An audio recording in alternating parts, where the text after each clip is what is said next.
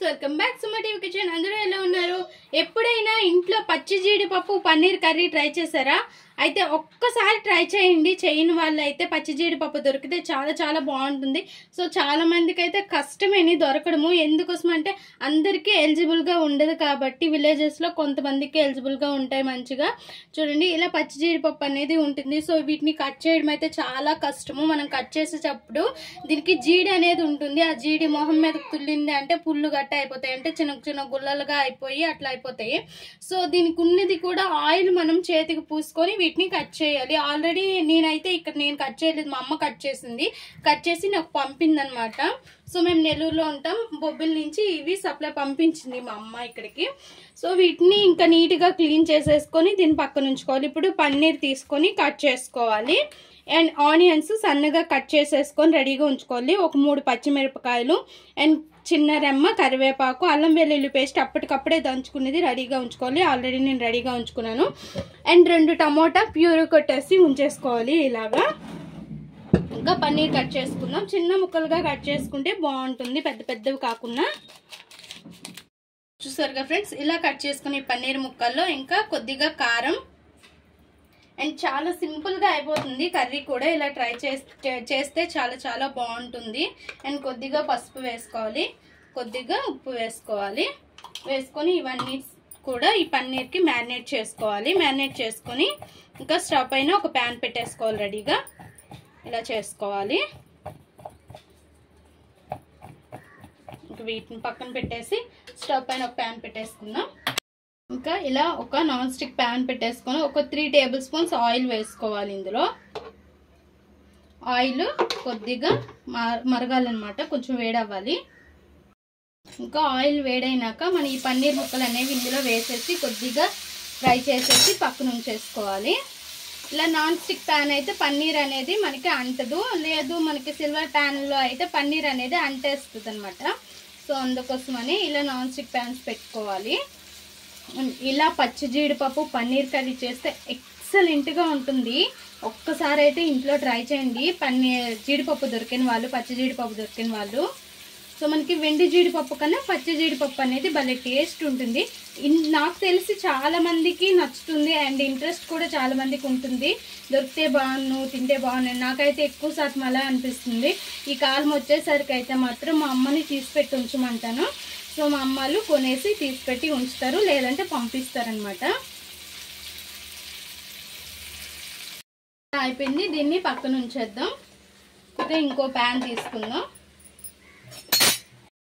ఇంకా ఈ ప్యాన్లో ఆయిల్ వేసుకొని ఆయిల్ బాగా వేడైనాక కొద్దిగా జీలకర్ర అండ్ కొద్దిగా ఆవాలు వేసేసి, ఆవాలు జీలకర్ర చిట్పటమన్నాక కరివేపాకు వేసుకోవాలి. కరివేపాకు వేసేటప్పుడు కొంచెం దూరంగా ఉండండి, లేకపోతే మన మీద తుల్లుతాయి. పచ్చిమిర్చి కూడా వేసుకోవాలి. పచ్చిమిర్చి వేసేటప్పుడు కూడా తుల్లుతాయి, అందుకని కొంచెం జాగ్రత్తగా ఉండాలి. ఇంకా ఆనియన్స్ వేసేసేయండి. వేసేసి ఇంకా ఫ్రై చేసుకోవాలి. ఆనియన్స్ మంచిగా ఫ్రై అయ్యేంత వరకు ఫ్రై చేసుకోవాలి.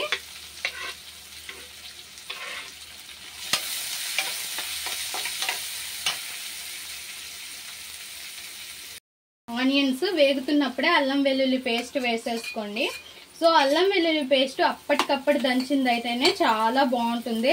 అండ్ కర్రీస్ టేస్ట్ ఉంటాయి, స్మెల్ కూడా ఎక్సలెంట్గా ఉంటుంది. మనం మిక్సీలో వేసుకునే అల్లం వెల్లుల్లి పేస్ట్ కంటే ఇలా దంచుకునేది చాలా మంచిది.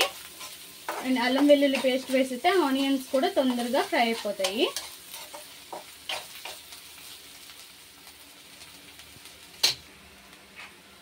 ఆనియన్స్ మంచిగా ఫ్రై అయిపోయి ఇంకా టమోటా ప్యూరీ అనేది వేసేసుకోవాలి.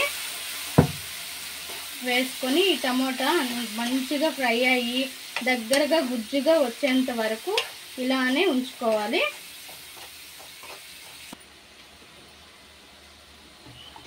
ఇంకా ఇలా దగ్గరగా వచ్చింది కదా టమోటా ప్యూరీ అనేది అండ్ గ్రేవీ అనేది. సో ఇట్లా వచ్చేటప్పుడు మనం ఉప్పు కారాలన్నీ కూడా వేసేసుకోవాలి.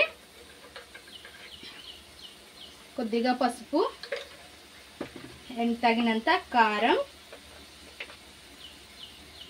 పచ్చిమిర్చి వేసాం కాబట్టి చూసుకొని వేసుకోండి. సో ఇంకా సాల్ట్ తగినంత,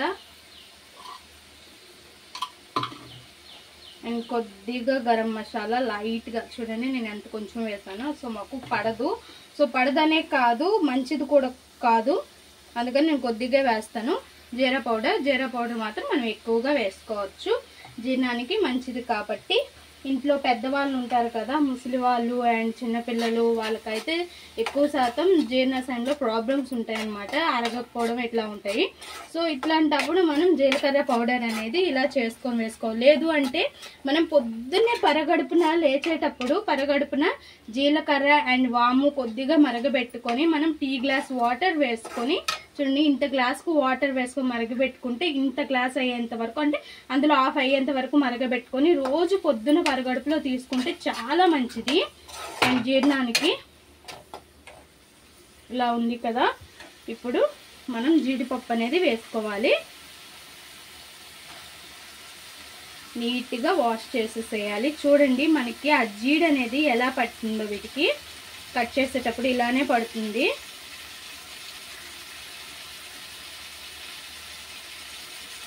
మనం ఎంత నీట్గా వాష్ చేసినా అది ఉంటుంది, అది ఉన్న ఏం కాదు.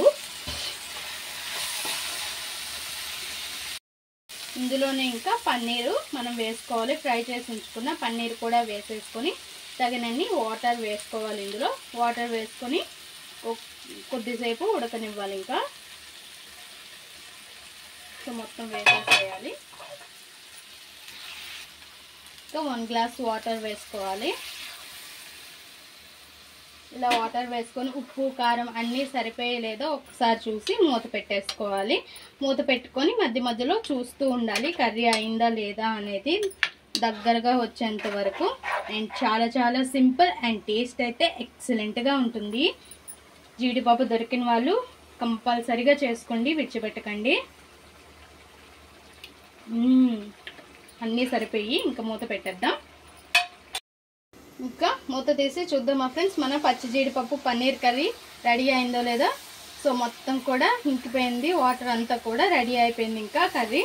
అండ్ ఇలానే దించేసుకోండి, కొంచెం గ్రేవీ ఉంటుండగానే ఇంకా స్టవ్ ఆఫ్ చేసేసి ఒక బౌల్లోకి తీసేసుకుందాం. ఇలా ఒక బౌల్లోకి తీసేసుకుందాం ఇంకా. అండ్ చపాతీలోకి, రోటీలోకి, రైస్లోకి కూడా ఎక్సలెంట్గా ఉంటుంది, చాలా చాలా బాగుంటుంది ఇలా పన్నీరు పచ్చి జీడిపప్పు కర్రీ చేసుకుంటే. చూసారుగా ఫ్రెండ్స్, ఇలా ఒక ప్లేట్లోకి సర్వ్ చేసుకోవాలి. అండ్ కొత్తిమీర లాస్ట్లో వేసుకుండి ఉంటే, నా దగ్గర లేదు సో వేయలేదు, సో కొద్దిగా ఉంటే వేసుకోండి, చాలా బాగుంటుంది లాస్ట్లో.